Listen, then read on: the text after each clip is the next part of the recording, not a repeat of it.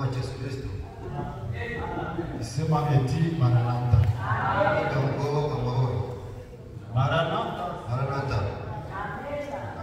Maranatha inasema Bwana yuaja. Maranatha mkako Yesu aje. Anakuja. Araje. Haikuzaa tena. Anugare mikino. Haikuzaa tena. Abare mikino. Wakati imeisha. Igihe kirarangiye.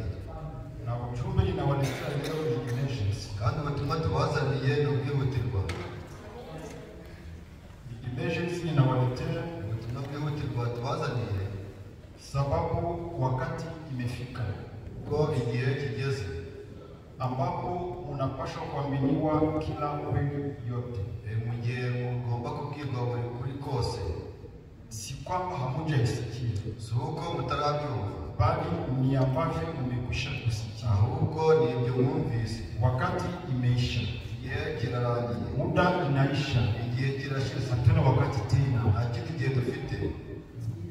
Bakwe wawili, babe babiri, akwe mmoja, abe ari umwe, atayarishwe aende, yitegure agende. Tusikamate muda mrefu.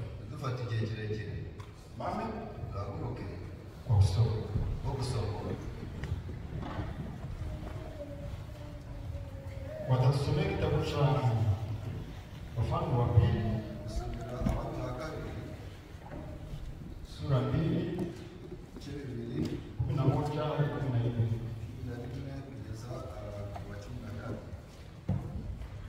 Kisha watusomea na Apokalipsi sura 3, Ufunuo sura 3, 14 hadi 17.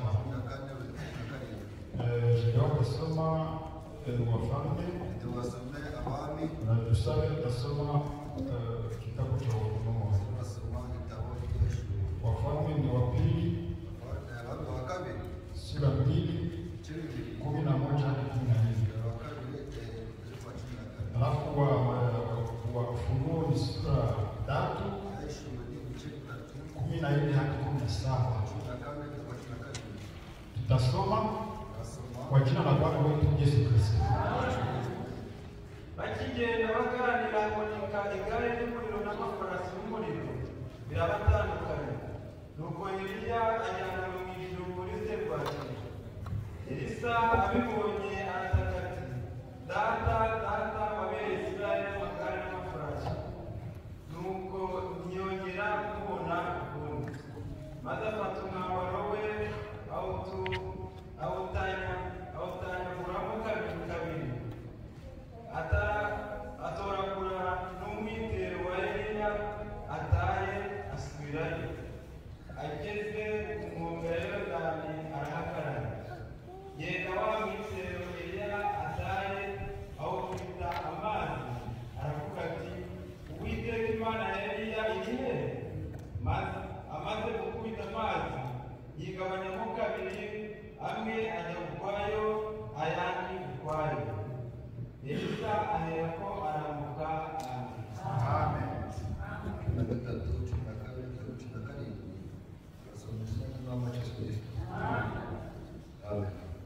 Wandikire marayika w'itorero ry'i Laodikiya uti, wita amen, umugabo wo guhamya kandi ukiranuka w'ukuri, inkomoko y'iby'Imana yaremye. Aravuga aya magambo ati, nzi imirimo yawe yo kudakonje kandi ntubire, yaba wari ukonje cyangwa wari ubize. Nuko rero uko uri akazuyazi udakonje ntubire, ngiye kuguruka. Kuko uvuga uti, ndi umukire ndatunze kandi ndatunganiwe, ntacyo ndemye, utazi yuko uri umutindi wo kubabarirwa kandi uri umukene n'impumyi, ndetse wambaye ubusa. Amen. Amen. Acha tupate kusoma. Kanani bashe kubasoma. Tutasoma mu jina la Bwana wetu Yesu Kristo. Amen.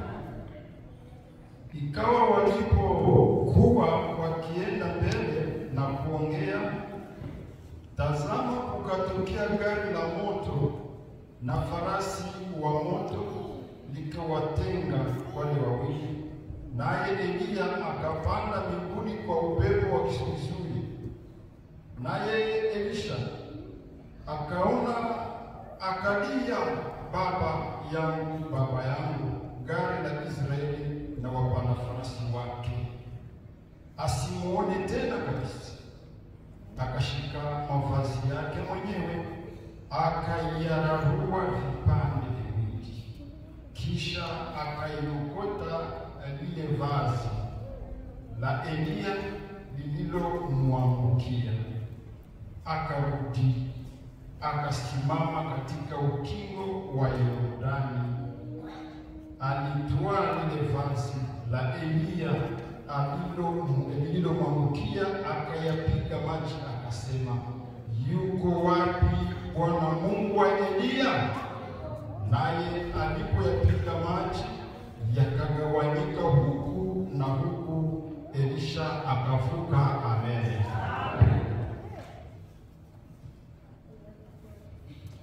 Na kwa kanisa na kwa malaika wa kanisa lililoko Laodikia andika, haya ndiyo anenayo yeye aliye amina, shahidi aliye mwaminifu na wa kweli, mwanzo wa kuumba kwa Mungu. Na yajua matendo yako ya kuwa hu baridi wala hu moto. Ingekuwa heri kama ungekuwa baridi au moto. Basi kwa sababu una uvuguvugu, wala hu baridi wala moto, nitakutapika utoke katika kinywa changu. Kwa kuwa wasema, mimi ni tajiri, nimejitajirisha, wala sina haja ya kitu, nawe hujui ya kuwa wewe mnyonge na mwenye mashaka na maskini na kipofu na uchi. Amen. Watenda kwa kibodi ndio kipande kifupi cha Mungu. Kibodi ndio kifupi.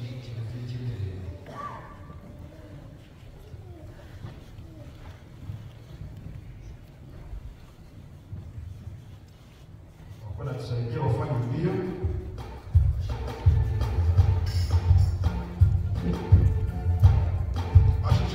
Kwa juu sana, itafuta sauti za watu.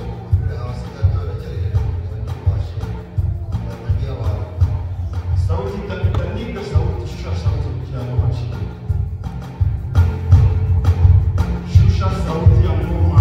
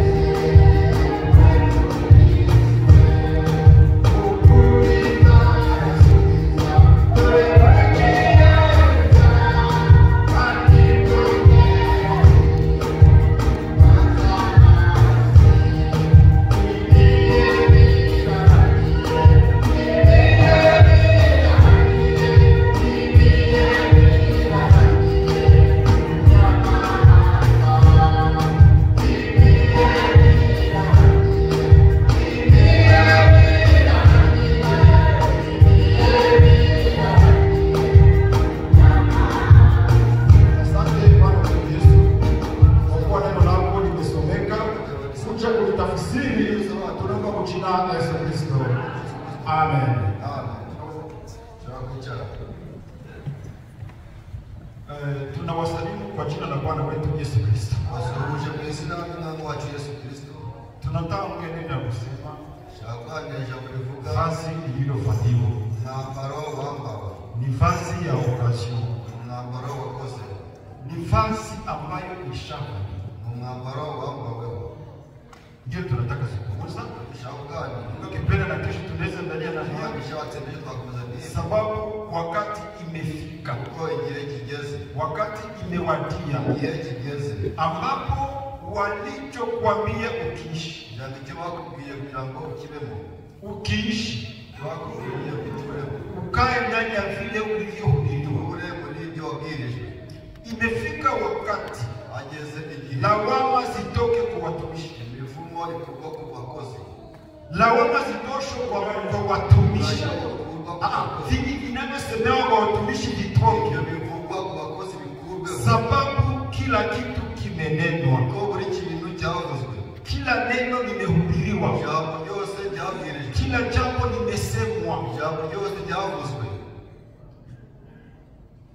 Kitabu cha Mhubiri Gitabo cy'umubwiriza kinasema hiki kwa verse ya kumaliza hapa. kiravuga ku murongo usoza. Nasema hiki yote limesikiliwa. Byose byarumvijwe. Kila kitu kimesikiliwa. Ikintu cyose cyarumvijwe. Mbaya aendelee. Mubi akomeze. Chafu aendelee. Waduye Sababu akomeze. kila kitu chote kimehubiriwa. Ko buri kintu cyose cyabwirijwe.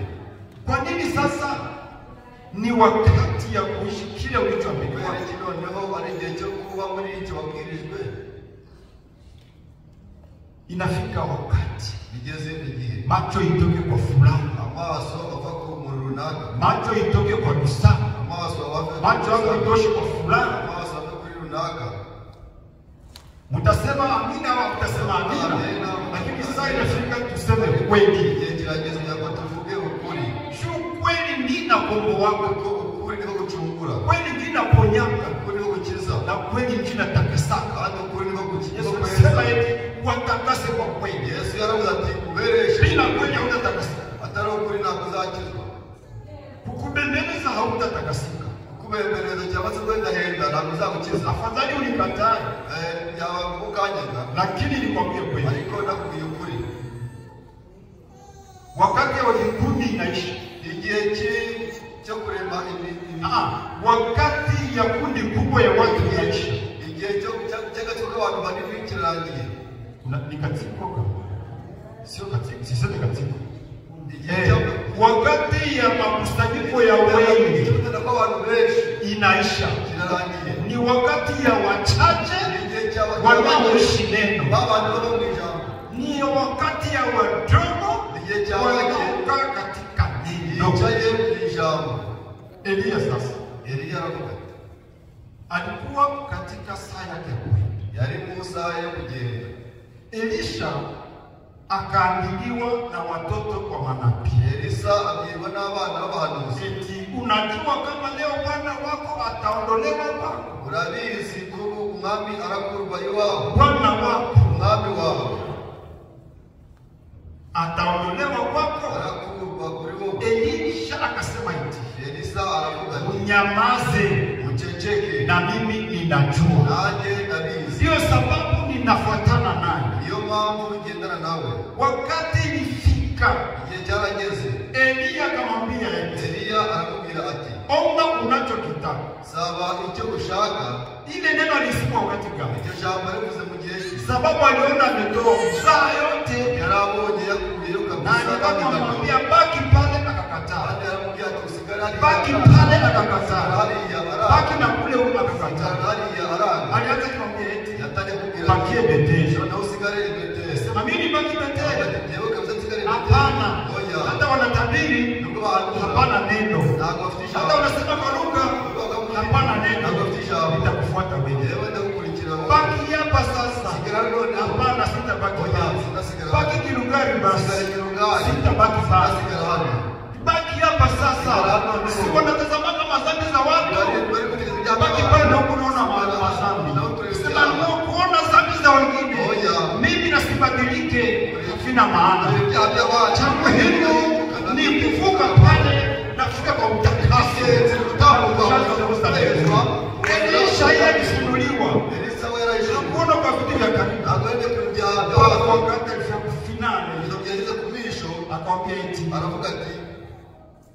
tunalitaka. noneho saba icyo ushaka. Alikiomba saa gani? Yagisabye mu saha ye. Alikiomba wakati gani? Yagisabye mu gihe ki. Macho yake ilikuwa inaona. Amaso ye yitegerezaga. Macho yake ilikuwa inatazama. Amaso ye yitegerezaga. Kumbe walikuwa wamefika fasi ya Yordani. Bageze ahantu kuri Yorodani. Elisha akaona jinsi iko nafanya. Elisa abona Akaona ambavyo anafanya.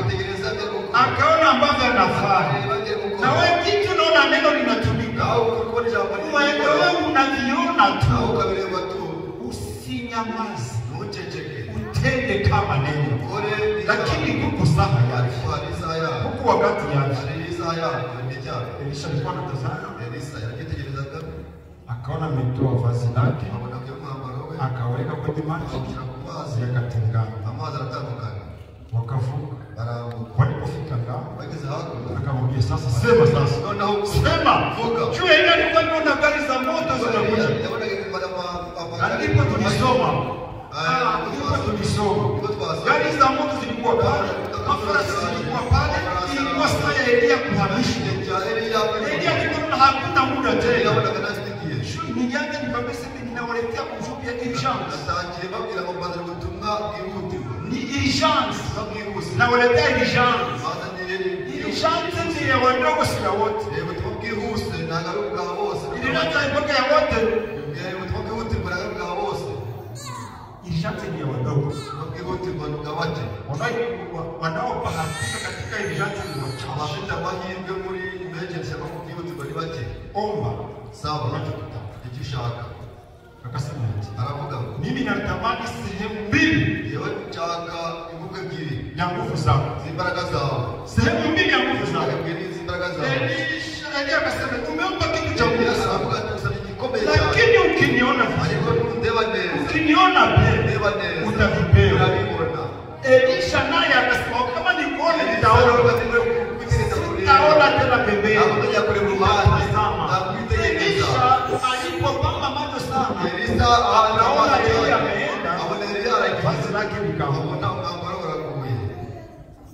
Elisha akasema, Elisa aravuga, baba yangu, dada wangu, wewe ulikuwa magari ya Israeli. Ulikuwa nguvu za Israeli. Alipoangalia akaja na bakia yeye mwenyewe. Lakini alipopata revelation aliona kama ile vazi ambayo imebakia hizo nguvu za Elisha. Aliona habaki vile. Alikamata sasa mavazi yake akaivunja. Akaikata kusudi abaki na vazi lingine.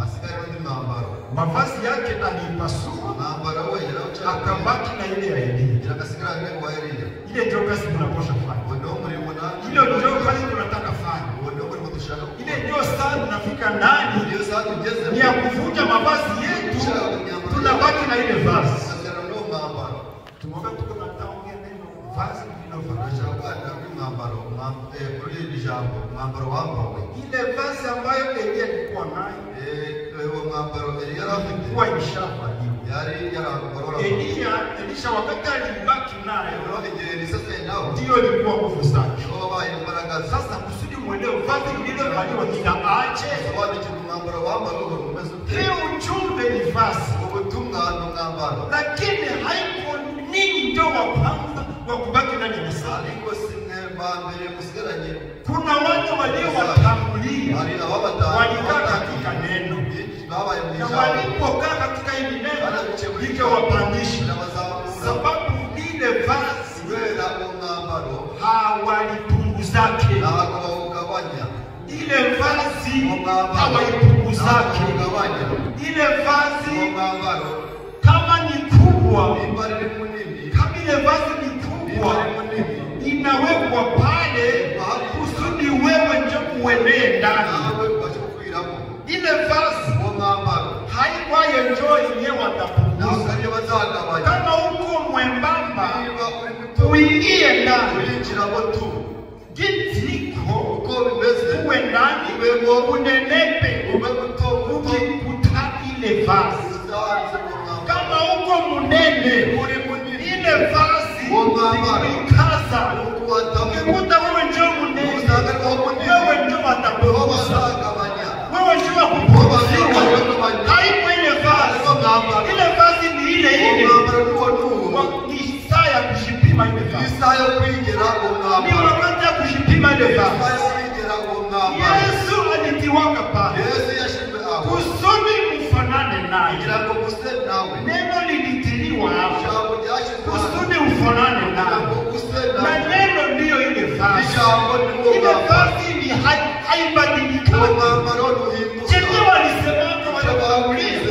yabanjirije. Cho chenye tunasema leo. Ndio nataka tuvuri Ndio maana kuvuga. niliwaambia eti. Ndio mambo niwaambia. Lawama zitoke kwa watumishi. Ibibazo Jua lishaka kusema. uko bamaze Kama kuvuga. hauishi sasa, Bitabituriye none. haiko shida ya neno. Ntabwo ari ikibazo cy'isha. Shida ni wewe. Ikibazo ni Kama wowe. hauishi neno. Utabamisha.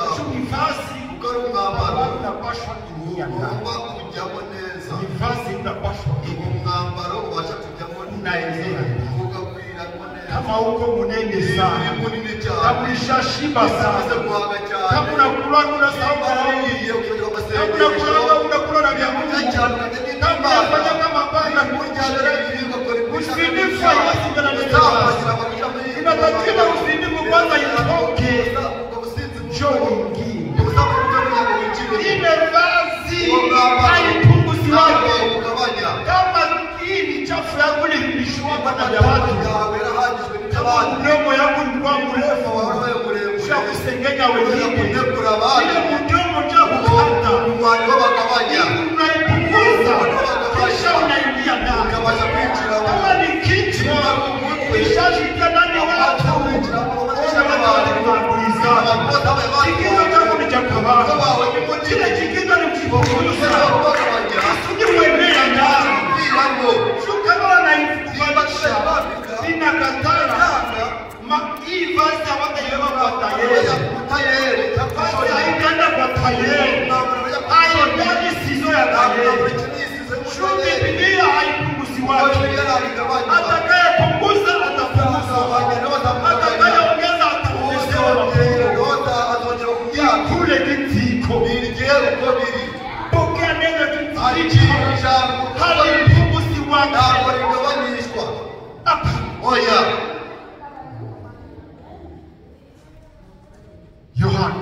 Yohana akapewa kitabu. ahabwa igitabo. Kamata hii kitabu. Fata kino gitabo ukibye. Kimeze. Ukimire. Kile kitabu. Icyo gitabo ni iki? Ni Bibiliya. Inaandikwa na mateso. Yanditswemo ibyago cyangwa Alipokula uza midomoni ilikuwa kama asali. muri wowe byamumama byabaye Lakini tumboni ni ariko chungu. mu nda mu bintu bishaje. Lakini alikula. Ariko yarariye. Sababu kila kitu chote ni kukula. Ibintu byose ni ukurya. Ni vazi Umwambaro lililovaliwa. wapawe. Sasa imewekwa hapo kusudi Ushinda hano. na wewe ushipime. Yama nawe ubige. Sasa nataka kuambia eti Ndashaka kubabwira ushume iko urgent sasa. ubutumwa ni emergency cyangwa kwihutirwa. Ni urgence. Urihutirwa. Hukumu inakuja. Urubanza ruraje. Hukumu inakuja. Urubanza ruraje. Tena watakuhukumu sawasawa na matendo yako. Kandi bazagucira urubanza bijyanye n'ibikorwa byawe. Watanihukumu jusi kuvisema. Bazabacira urubanza kuko nabivuze. Reka mwanze mbabaze. Kama wanasema eti Niba bavuze tutahukumu mtu ambaye alikuwa pale hivi siku. tuzacira urubanza umuntu wari uri hano uwo munsi. Ile tribunali kama siku kisimama nitaifunga. Ese urwo rubanza niba narabivuze bibaza ko nzabisimbuka. Wakiuliza Gerardi, Niba baza Gerard wewe ndio kuna panga watu wahubiri. wari kugira panga abantu Bwana ni mapendo. oya Sasa kwa nini bila kusimama? Bagaye kibiriya nabyo. Mimi sitapigwa. Ese mujya kugeza nzakubitwa. Sitapigwa. Sinzakubitwa. Simunishirie. Nansubiza. Hukumu inakuja sasa. Urubanza ruraje. Hukumu inakuja. Urubanza ruraje.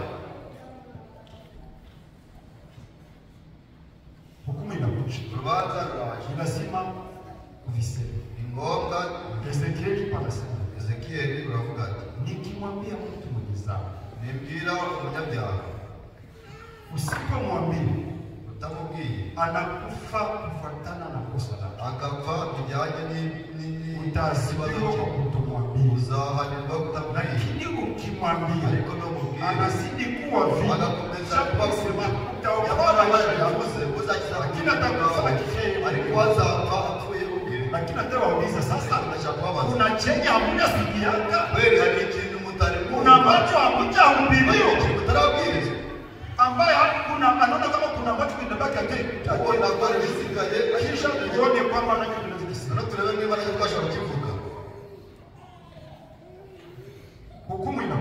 Rubanza ruraje noneho. Na mpamvu tunataka kuongea measures. Rero dushaka kubabwira byihutirwa.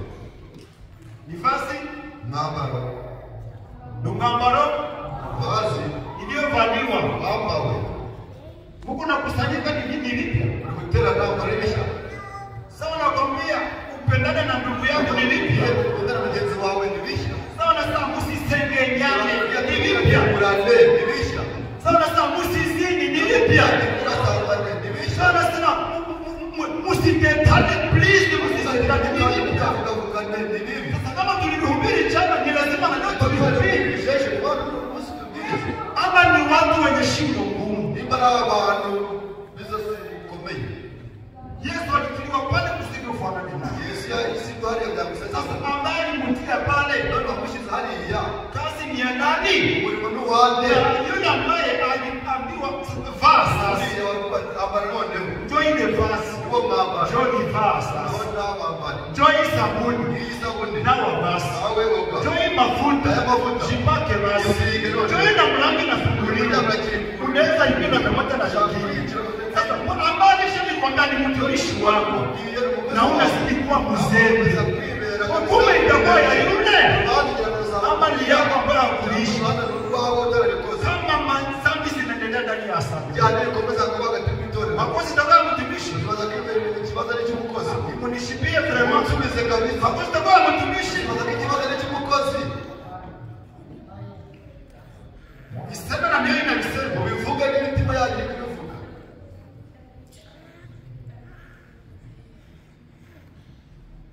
hukumu inakuja. Urubanza ruraje. Na tena Kandi kama hata unakufa ni numva. hukumu itakuja tu. Urubanza ruzaza kabisa. Na itahukumu kila mtu sawa sawa na matendo. Kandi uzacira umuntu uzacira. Na msisangieni kwa badi. Karibu basi kubiri. Ninataka waambia baba futaacha kunajua kama mko insha. Ndashaka kubabwira impamvu bituma mwumva ko ari byihutirwa. Muelewe kama ni insha. Bisobanukirwe ko ari byihutirwa. Afiko mbali Ntabwo biri kure.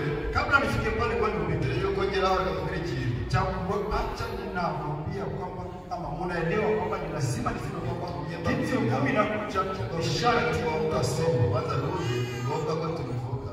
Juu hata unafuata Ko naho wapfa uzanakira urubanza. hukumu ni judgment.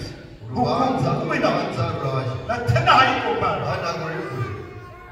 Hatuna kufa Nubwo wapfa watakuhukumu tu. bazagucira urubanza. Bila shaka Nta gushidikanya. mimi niko temwe. Njyewe ndi umuhamya. Watu tuambie. Reka mbabwire. Nilikuwa niko mwanafunzi Nari umunyeshuri basi moja ahantu hamwe mtu mzee mmoja akishitundika. umusaza umwe arimanika. Wakati alishitundika Yewe umusaza yimanitse kwiyahura. kulikuwa komanda mmoja ambaye walikuwa naita Aziz. Hari komanda witwa Aziz.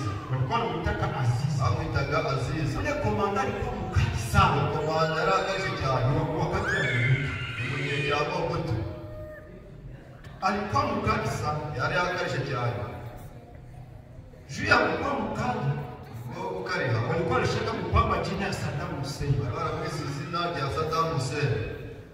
Alikuwa haitaji yake escort wa kusindikiza. Ntabwo yakeneraga escort wo Juu alikuwa analeta boga sana. kubera kwego. Alikuwa anaenda kana na jinista hiyo mahali. Yagendaga yikwije. Kama anaenda kwa operation hii Bagiye muri Shambiko ya komanda wa Uwo batalioni. ni komanda wa batayo yose. Siku moja sasa Umunsi mzee umwe mmoja akajituma. umusaza umwe arimanika.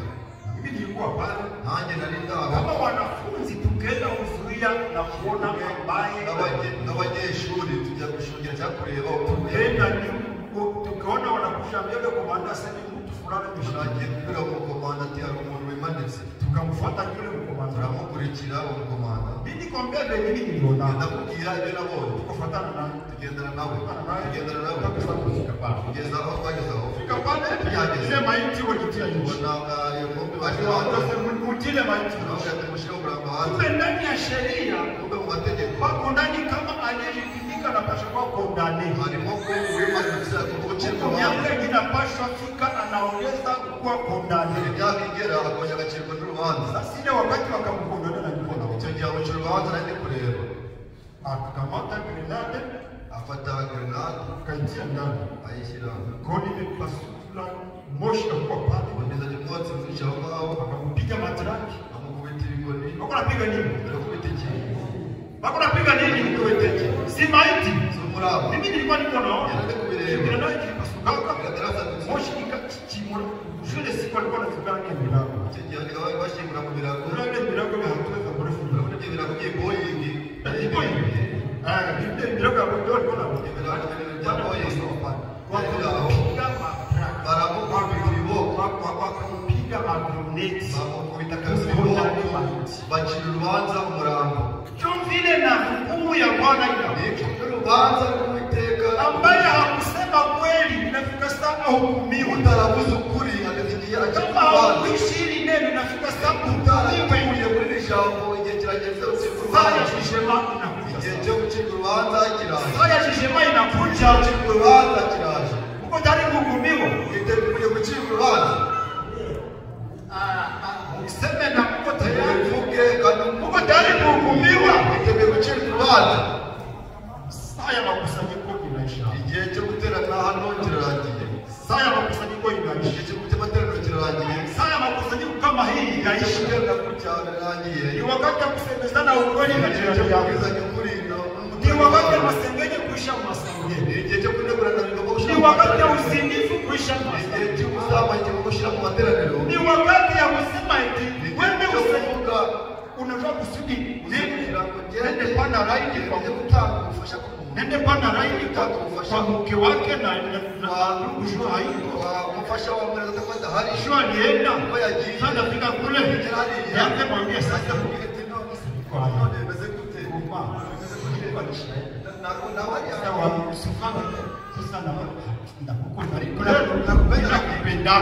kuna mpendana si shwani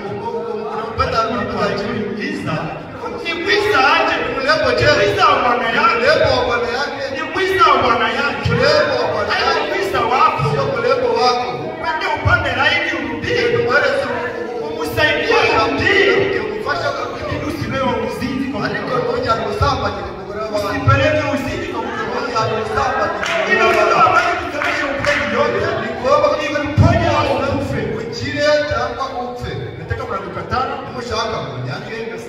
ariko ndababwira ukuri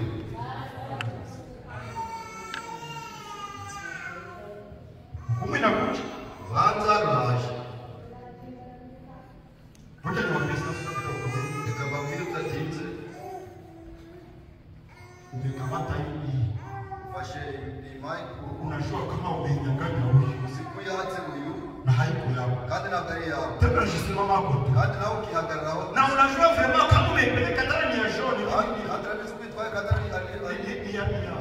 ni muhondo unajua siku yake na naitafuta unajua kama naitafuta nawe ukabusika na wewe hakuna nikwambia umutima wawe unafanya tu hakuna tatizo na tena naenda kama nikwambia ng'ombe wao naomba ombi ya kusikiliza assembly ndasenga hadi kunyeganyeza itorero anasema pega mfurere chapo ni mfurere cha mwoyo kandi akawuka ari igifure cya kibi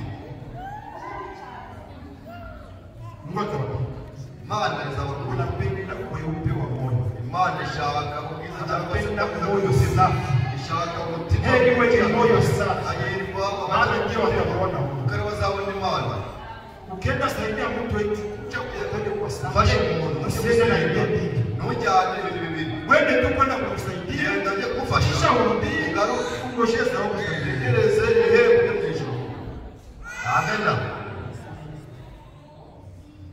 makinaisha makinaisha umwaka urarangiye sasa tutajitakasia kumalizika kwa mwaka noneho umuryango tuwuziriyeza ama tutajitakasia kurudi kwa Bwana ama tuziriyeza kugaruka Bwana anakuja umwami araje Bwana anakuja umwami araje ivazi lililovaliwa umwambaro wambaye soma ndani ya Ufunuo 8 awusomye mu byahishuwe na kwa malaika wa kanisa lililoko na Laodikia andika marayika ni barua iliyoandikiwa kanisa la bandikiwe itorero rya Laodikiya tuko kanisa la Efeso turi mu itorero rya Efeso ila Simurna rya Simurna ila Pergamo rya Perugamo ila Tiatira Tiatira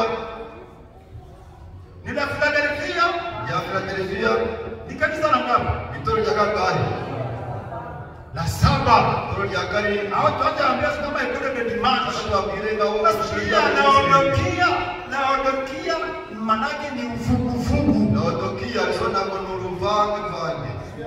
Kazi yazi. Hauko baridi. Ntabwo ukonje. Tena hauko moto. Ntabwo gushushe.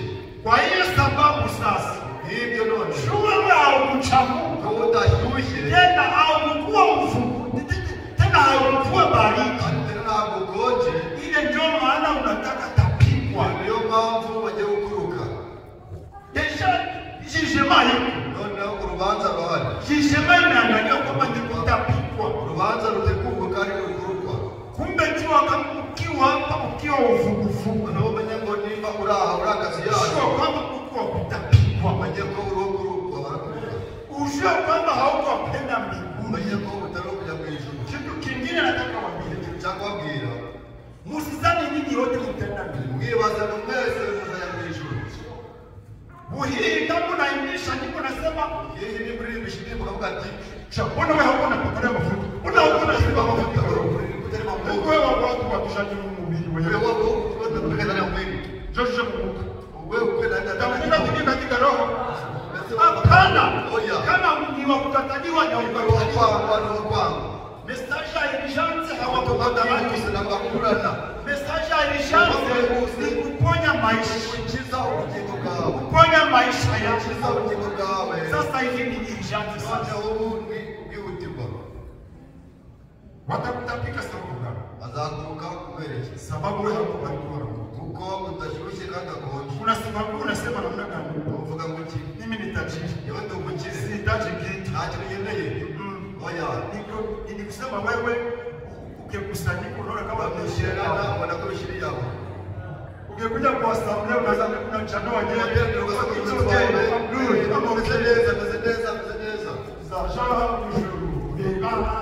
Taenda mbinguni kuangalia wenyewe. Unaangalia kushuka kuni kisha kama mkono wako kamaingia ndani ya kufuta sadaka, umekuwa msela alishie pale.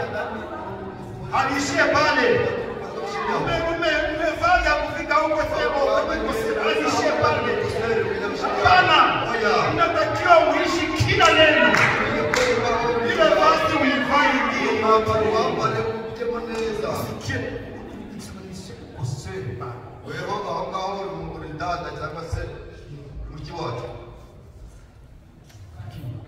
Kama maisha ya Kristo haifiki mia sana. Ariko niba ubuzima bwa Kristo uraze kubitorera. Kama maisha ya neno haifiki mia sana. Niba ubuzima bw'ijambo butageze muri tunafurahi tu hapa niti unaenda nyumba ile kwa sababu unafika nje mnaanza kukozana tena hajira hanze mutakurana unafika nje mnaanza katarana watu wanaona maisha yenu hawezi kuendesha pia kama kisio kweli mnasoma na mshahara hapana hapo mshahara sema Mungu anatapichiwa kuna alama sasa hari ikimenyetso cyo kutatuwa reka tubabwire reka tubereke ko hari byihutirwa.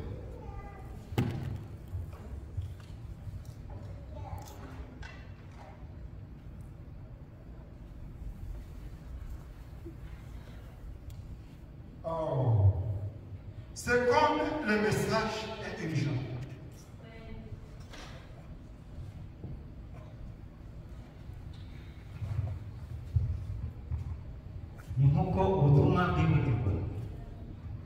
Le message est urgent. Ne vous arrêtez pas. Continuez de marcher. Continuez simplement d'avancer. Continuez d'avancer. Nous n'avons pas le temps pour les fêtes et les pique-niques. Nous n'avons pas le temps pour les fêtes et les pique-niques. Et les parties de cartes. Quelque chose comme ça. Le message est urgent. Alors rapidement, faire Dieu avec cela. Le monde se meurt. Le monde se meurt. Dunia inakufa. dunia imeoza, isi yashaje, isi yapfuye, ils se sont mis en route. kandi bamaze gufata urugendo. Alors elle dit, tu sais, Anavuga ati message iko ibisha, ubutumwa buri bukirwa, na nyinyi mnapenda mkimbie na ujumbe. ntabwo arashaka yakwihutana n'ubutumwa. Wakati Sodomu ilikuwa inaungua, igihe Sodoma irimo gushya, Loti alifanya nini? yakoze iki? Alitazama nyuma, yategereje inyuma, aligojea mke wake, yategereje umufasha we, alikuwa anasikia shindo nyuma, yarakumvira inyuma, anawaza wote wako pamoja, ibaza ko bose bari kumwe, lakini mafamilia zilikuwa zimebaki. ariko imiryango yari isigaye. Ujumbe ilikuwa imshamba, ubutumwa bwabwihutirwa, ujumbe ilikuwa ya haraka bwari ubutumwa ya kuokoa maisha yake. bwiza ubuzima bwe, Alikuwa ameambiwa eti kimbia usikufe, ubutene upfe, naye kaambiwa eti mbona viko hatari nikimbilie wapi? Suniruhusu nifikie kwenye mlima Soari. Ama malaika kamkubalia kwenye mlima ya Soari, lakini hukumu ilikuwa iko inafika Sodomu, na ninyi dunia yenu iko kwenye hukumu. Ni wakati wa inshansi. Na ambacho nataka kuambia sasa cha kuacha tusome Isaya. Tusome muri Yesaya Sura 10. Isaya 10. Kamate muda mrefu Twatware umwanya munini.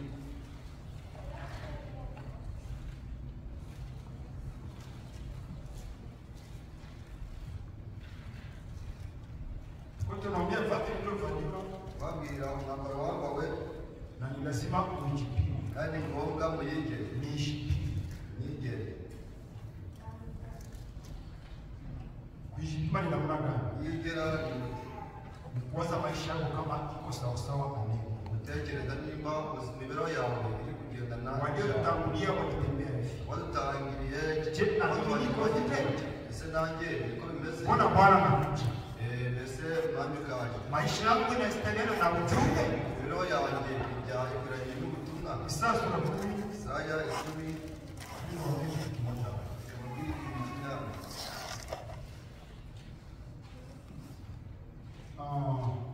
Kuanzia verse ya 12 ushikije. 12 kugeza hasi. Amen. Nuko umwami Imana nimara gusohoza ibyo yagambiriye, Soma kuanzia verse 13. kuko yavuze ati narabikoze ubwanjye bikoresheje imbaraga z'ukuboko kwanjye n'ubwenge bwanjye, kuko ndi umunyabwenge, nakuyeho ingabano z'amahanga, nanyaze ubutunzi bwabo, nagize ubutwari n'imikura abari bicaye ku ntebe z'ubwami. Ukuboko kwanjye kwiboneye ubutunzi bw'amahanga nk'uwiboneye icyari cy'inyoni, kandi nk'uko umuntu ateranya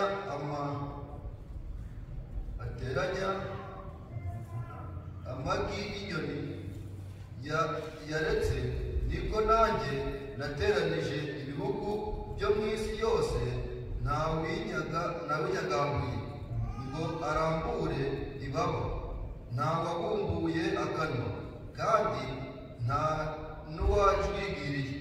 Mbese intorezo yakwirata. Ukishamaliza tu. Ule ambaye anasemewa mnamjua? Uri kuvuga hano se muramuzi? Ambaye anasemewa mnamjua? Kuvuga hano muramuzi? Huyu ambaye anasemewa ni papa. Uri kuvuga hano ni papa. Papa ule mnyama. Papa iyo nyamaswa ambaye alikuwaka. Alikuwaka. Haipo. Yariho. Alikuwaka. Hivi. Ariko ubu ariho. Alikuwa haipo. Yari atariho. Tena anatasimama. Ariko tunashaka yinjira tena mu kuzama. Ule ni nani? Ni ule papa. Bwana akawaka kunaingia mwingine, lakini roho akiwa ule. Ariko mwuka abaruho huo. Ule anataka kuja kwenye uharibifu. Anataka kuuza kwangiza. Tunachenye niko nafanya sasa hivi. hari icyo ari gukora Chote ninataka kuambia sio kuna Danieli sura 9. kubabwira mu kigo kuri Danieli Verse ya 27. Je dois na te cumi na karindwi.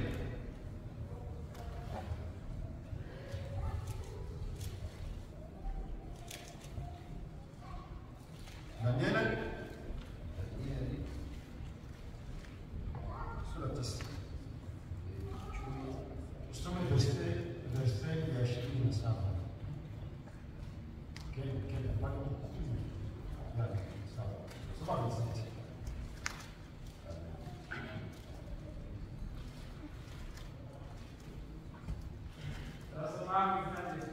Amen. Umutware azasezerana na benshi, isezerano rikomeye rimare icyumweru kimwe.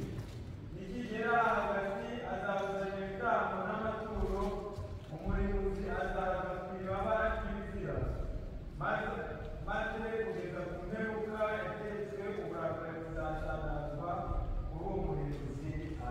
Amen. Kitu ambacho tupenda kusema tuamke kwa uangalifu. Icyo dushaka kubabwira kugira ngo mube maso ni iki? Kabla nitoke hapa, Yuko mva hano mu kigo gisengesho. kanisa la mataifa limefika mwisho. Itorero ry'abanyamahanga rigeze ku iherezo. Ukitaka tukiseme polepole, kila mmoja anapiga sikio. Bavuga buhoro buhoro, buri umwe ateze amatwi. Kanisa la kimataifa linafika mwisho. Itorero ry'abanyamahanga rigera ku iherezo. Narudia ndani. Bisubiyemo. Kanisa la kimataifa linafika mwisho. Itorero ry'abanyamahanga rigera ku iherezo. Huyu ni papa ambaye tumesoma kitabu cha Isaya sura 10. Ni Papa dusomye mu gitabo cya Isaya 10. Kusudi Ulaya ikuwe moja leo ni nguvu za papa. Kurangwe umwe imbaraga za Papa. Kusudi madhehebu leo ijiunge ikuwe moja ni nguvu za kipapa. Iyi none yiyunge abe amwe ni nguvu za Papa. Kusudi mipaka yende ikivunjwa na kusudi kuwa moja ni nguvu za kipapa. Kugira ngo imipaka bahita bayikuraho ibashe kuba imwe, izo zose ni imbaraga za Papa. Sasa huyo ambaye yuko Uyu uriho, huyu Francis amefika kwa kiwango cha kukimbiza neno la Biblia litwapo. ageze mu gihe cyo kwirukana ijambo. Imefika kwa kiwango Ageze ku rugero cha maneno ambayo ndugu Branham alituambia. kwirukana ijambo Cha kutuambia kutubwira maneno ama kutukumbusha ambayo Branham alituambia. gusa amagambo n'amatubwiriza. Huyo atakapokuja, Uyu bwazaza bibi harusi anaponyakuliwa, mu gihe ijambo zazamuka, bibi harusi atakaponyakuliwa, ijambo zazamuka, atanyakuliwa, azazamuka. lakini kumwanzo ya ile juma ya 7 ya Danieli. Ariko mu mutangiriro ry'ibyo bihe 70 Hapana.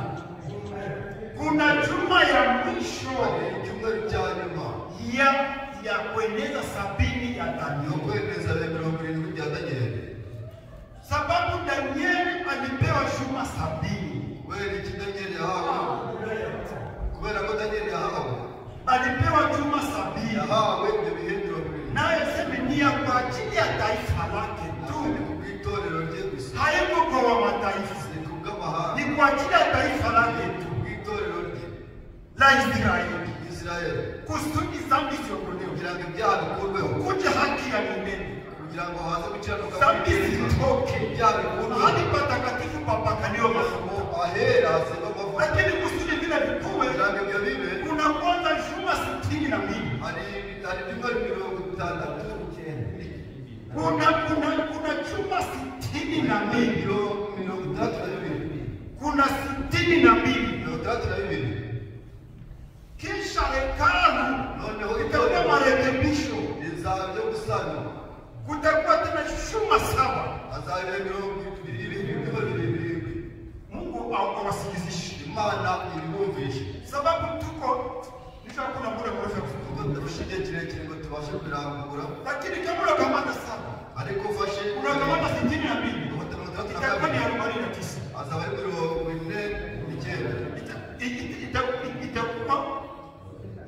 itakuwa ni 69 hapo kuna bakia juma moja na hapo Masia ataondolewa. hata ngaho Mesia azakurwaho. Kisha kutakuwa kumesalia juma moja. Tunaanza wasika adosa ukaiti. Tunaandikisha juu ya mtakiwatisha kuingia kitu kingine. katikati sasa ya 69 na wakati ya 33 na ile juma moja kulifika msalaba, kulifika Yesu Kristo. Ama kulifika nyakati saba za makanisa. Bibi harusi ilikuwa lazima naye akombolewe. Ilikuwa lazima bibi harusi apatikane. Ujumbe ikakuja. Tukapata message. Tukaipokea. Lakini message imeisha. Ile shuma ambayo waliweka. Ndio tumesoma hapa yetu. Atafanya maongezi, mapatano, maagano na watu wengi. Azakora amasezerano Na watu wengi ya shuma moja. Ile shuma moja leo wako na keti. uyu munsi baricaye. Leo kuna keti kule baricara bahari. hariya muri Bahrain. Waliketi waliketisha Wayahudi. Bicaje abayuda. Aliketisha Wayahudi. Bicaje abayahudi. Aliketisha Wayahudi. Bicaje abayuda. Ameketisha Waislamu. Bicaje abayisilamu. Amekutanisha Mkristo. Bicaje abayisilamu. Wale wote sasa hivi ni wamoja. Bose ubu ni bamwe. Sasa hivi wako na dini moja. Bafite dini rimwe. Wako na dini moja. Dini rimwe. Tena kapitali yayo kandi tena murwa iko pale Bahrain. hariya muri Bahrain. Hapa Bahrain. Hariya Bahrain. Hapa Bahrain ndio kuna Bahrain. na jengo lishaka nchini Ibo inyubako yabo ya dini moja. Tena wameshafikia kandi bamaze kumvira. Wakati moske mkubwa wa Waislamu na wale Wayahudi walienda Misri wakafika kwenye mlima Sinai. Kwa mlima Sinai Musozi Sinai. pale kwenye Musa alitoa sheria. Aho Mose yakuye amategeko. Naye akaenda pale Nawe ajya hamwe nabo. kusudi wapatoe na kwa sheria Kugira mpya. ngo hakuri itegeko rishya. Sheria 10 mpya. Amategeko 10 Tofauti na zile za Musa. atandukanye n'aya Wale Mose. wote walishamkubali. Bose baramwemeye. Wako wanamkubali. Bemera. Walishapewa ile sheria 10 mpya za kuunda dini mpya na kapitali ya viko tayari na Biblia mpya. Vile vyote Hari ibyo byose bamaze tena kubitera. Wayahudi walishabitika. Kandi abayuda nabo bamaze kubyemera.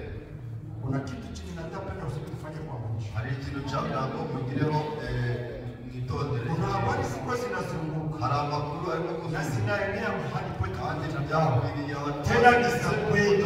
Kandi by'ukuri. Basiantiste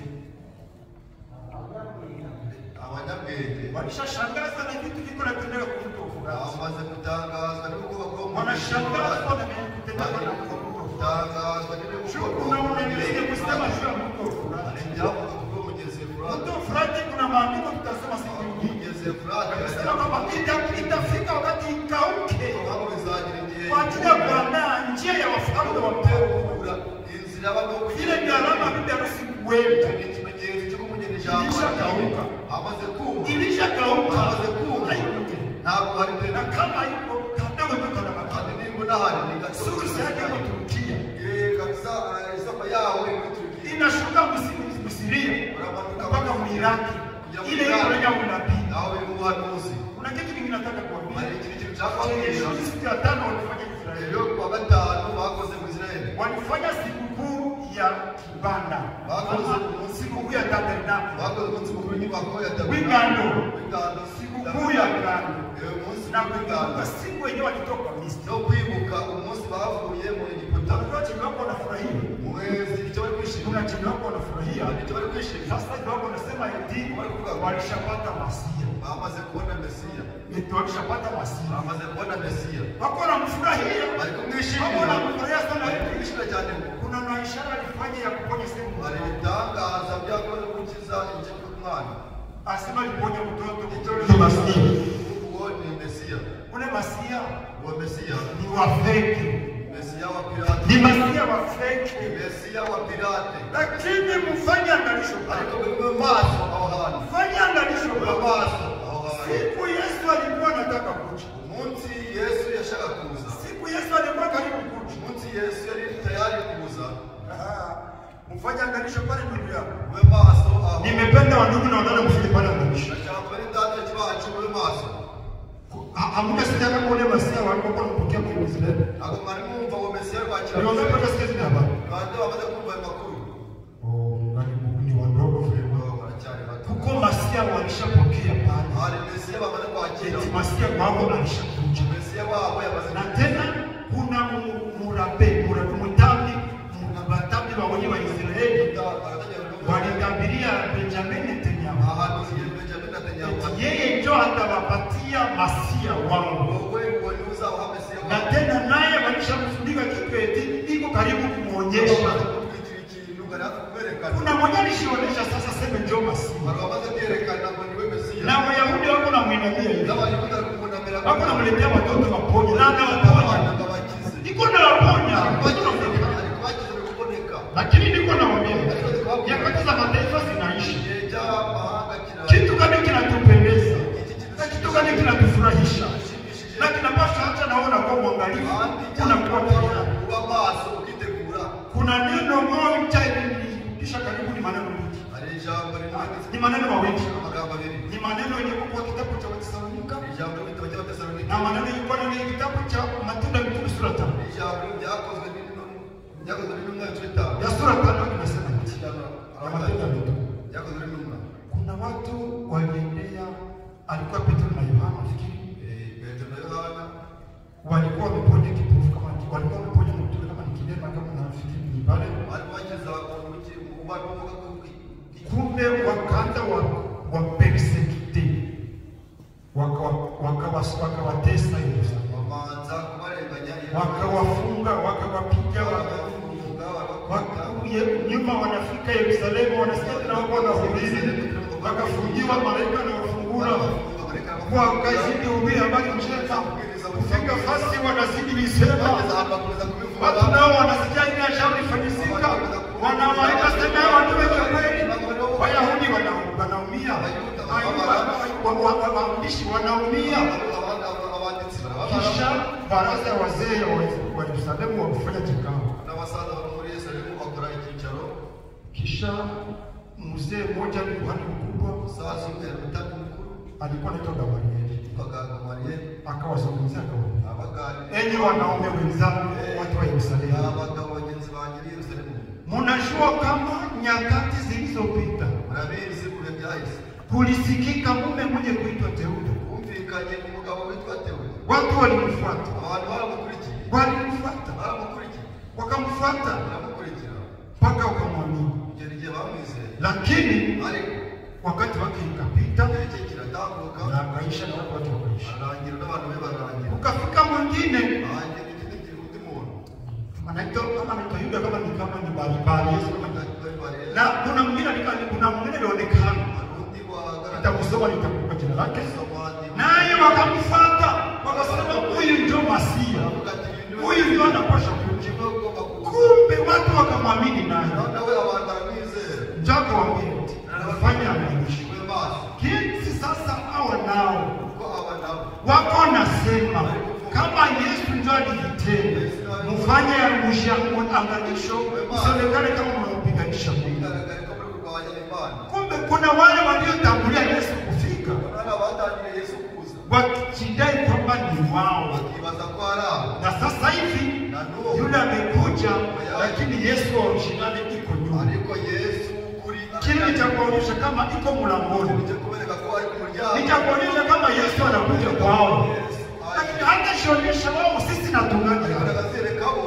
Ni lazima mataifa kwanza aanze, ni lazima kwanza mimi mataifa aanze. Sasa kutenda watu wangapi? Kutenda watu wangapi? Ni asamblea yote. Nije yote kutenda. Shangara yote ni lera. Ni yote Mungu atakatifu. Hapana. Na siku tasemaka eti mutafanyaka meza ya Bwana yote mlishakuwa safi. Ndio kuzao kuzakara meza y'umwami umeze maze kuba abera kubesha. Mukasema mutafanya wakati kuperfection ni wote kwa sababu ni hapana.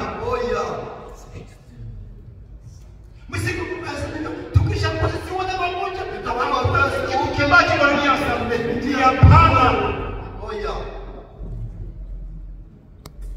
wawili ama watatu. ni babiri cyangwa batatu. Kama mnashinda kasa, niba bwiza wawili wataenda, babiri bazagenda, mmoja habaki, mwingine aende, mwingine aende, mwingine abaki. agende udasigara. Ni wanaja ushuhuda kwa wana mukitaka kusikia amina lakini kweli cyangwa amena amena ni amena.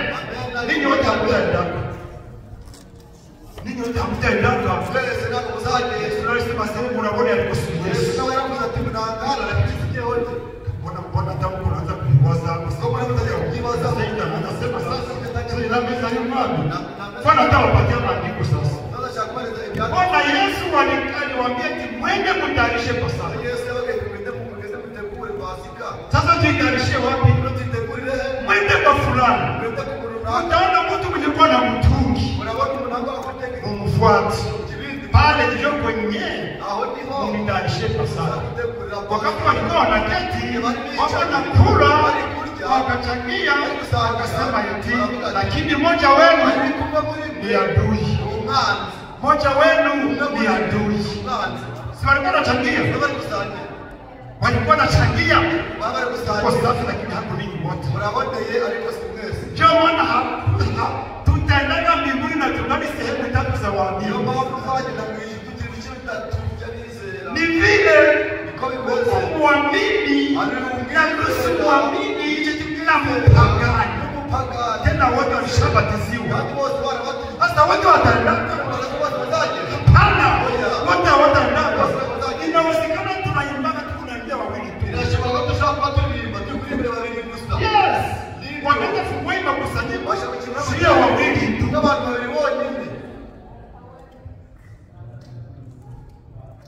Mnashangilia, wanapiga wanaimba.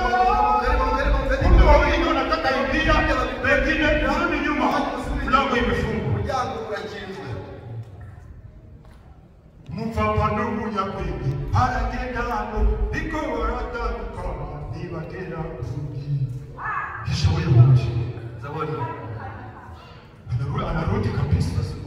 Mtaendaka pamoja. Hii mnyape ilikuwa na imbi, mfapa iko na imbia mnyapenge. Babu anaimbia mwenye hekima. Mko mnaimbia mnyataenda.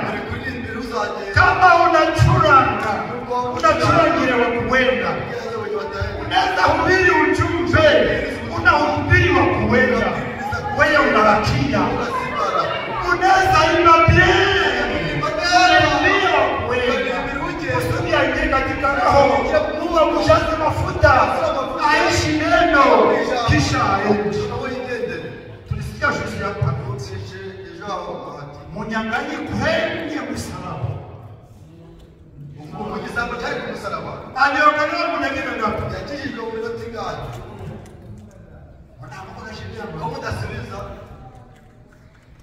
Aliokolewa muda gani ngapi? Kudakika ya mwisho. Wenye waliamini zamani, tukiamini zamani, kubwa bagenda hayo, wasaburi kwa ule msasa wa zamani, kwa kapara, ile tumbu bila vitakufisha kunini, hawezi kufikisha sasa. Kisha ushakuwa pale, unaenda shawishi mtu kushuka mmoja. Wote vile wanafanyana. Wote vile wanafanyana. Unadhani kipi? Wote wanasema pale ndio sana wanafanyana. Mungu atakukata shingo. Mungu atakuwaka. Utakutenea kukumba. Chuku unasingizia na jarani mwenye alifanyana. Unampokea matope na alifanyana. Kunyata pika sana ndawanya mtu. Yote sikuko wa sikia kitu na huyo. Sikia kitu uko mulozi. Uko walozi hata. Uko walozi. Pano umekuwa mulozi, umekuwa wali asili yote. Kama mtu abadilike, neno linashikina mshindwa. Yenye nisanga anaenda kufundisha ndio itamuokoa. Simu kubadilika. ntahindutse. Kama habadilike, Niba adahindutse, nafurahia mtumishi mmoja aliniambia ndishimira umukozi w'amabwirwa. muzike Mushyingure pakukufa wakufe, aho gupfa bapfe. tusonge mbele na lazima.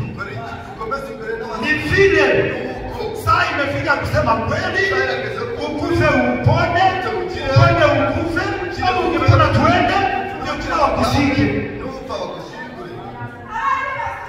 Lakini niwaambie, alikapokuwa siku zote sana kisomo kiani. Igihe cyose wabwira ngo igitoro cy'ubuzima. Kisomo kilikuwa cha mingi. Watolewa hivi sitafanyaka nini? Watolewa hivi sisi. Amasitura yanyu. Ukitaka msitu wake. Mushaka muzatubure. Ukitaka msitu wake, Mushaka muzatubure. kisha muone kama Mungu ataona. Noneho mwibaze umurebe w'Imana uzabona. Mungu anataka maisha yako safi. Imana ishaka imibereho yanyu kiba. Mwenendo wenu ubadilike. Ngendo yanyu ihinduke. Maisha yenu ibadilike. Imibereho yanyu ihinduke. Asante saa hii inafika mwisho. Igororo ngiri rigeze Makusanyiko yanafika mwisho. afatana yeze byerezo. Ni wakati ya kuishi kila neno. Ni igihe cyo kubaho ijambo. Ni wakati ya kuishi kila neno. Igihe cyo kubaho muri ijambo. Ubaki pamoja kwa salama. Mugumane amahoro. Ubaki pamoja kwa amani. Namwe amahoro. Simupendane. Nakundanye. Simupendane. Nakundanye.